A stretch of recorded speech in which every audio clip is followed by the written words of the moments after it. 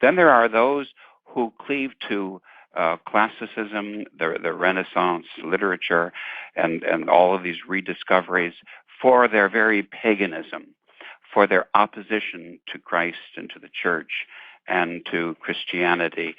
And the sad part about it is that many of these found a welcome in Rome, a place in the papal court, and then because of that, there was this tremendous weakening of morals as a result of the Renaissance, weakening of the church right at Rome, weakening of the church in the West, and all of this, a little bit like the Great Western Schism we talked about last time, and the Avignon captivity of the papacy. All of this weakened the church and set things up for the coming of the Protestant revolt. And all of this idea of the Renaissance, perhaps for me, I would say that the greatest problem is that of putting man at the center of things.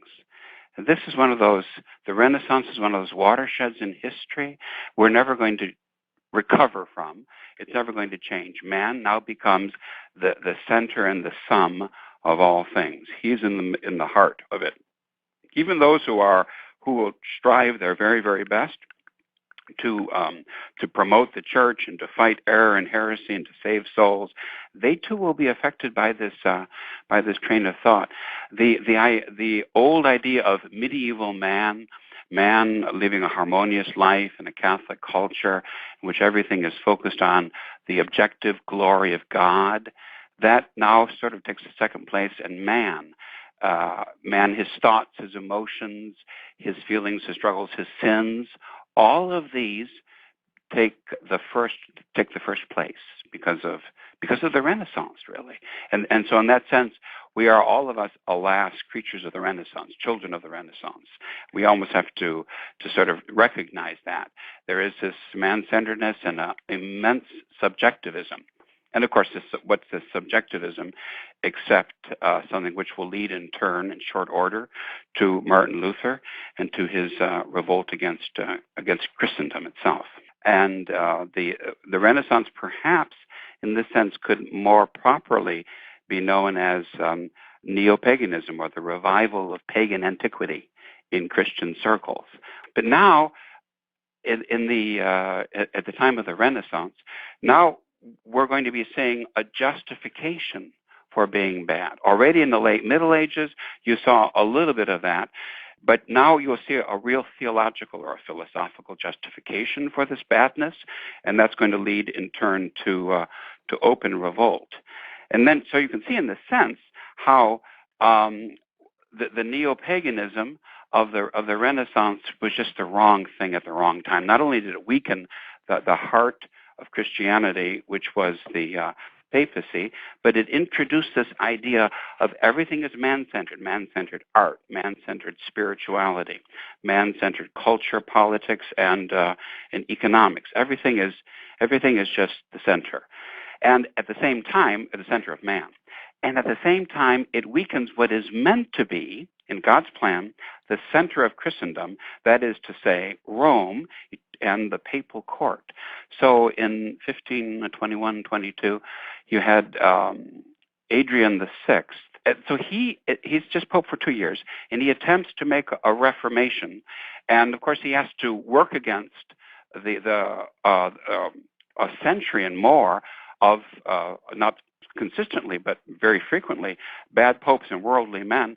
And he laments, Adrian VI does, that Rome has become the first source of vice. Because Nicholas V wanted Rome to be, he's a good example of a disastrous pope. He wanted Rome to be the center of this new learning. And so they bring in all of these neo-pagans and enemies of Christianity and immoral, disgustingly immoral men. And you can imagine the deleterious effect of it all. So the center is all wrong. The center is no longer Rome, a spiritual Rome preaching the truth, and then directing our attention to Christ the King, our Lord. Now the direction is on man, and that which should be the bulwark of Christendom, the papal court of Rome, becomes unfortunately an accomplice in rotting the very roots of this great tree of Christendom. The Black Death and to the Great Western Schism, several competing popes, it was due to the papacy in Avignon, the papacy as the plaything of the powerful Roman families in the 9th and the 10th centuries. All the trouble with politics, all the trouble with the raising of money, all the worldliness. And then, since we're on the topic, it was due to the Renaissance. It was due to this neo-paganism that infected the very heart of the church, the papal court at Rome. So, in a sense, you can see that the Catholic Church was the devil's playground during that era. The devil just moved around in so many areas unopposed. Our Lord, of course, raised up many and great saints at the same time in his mercy to be able to oppose this. But that's how Luther got his success, because he saw some of these evils, and he was able to use them, to twist them for his own purposes.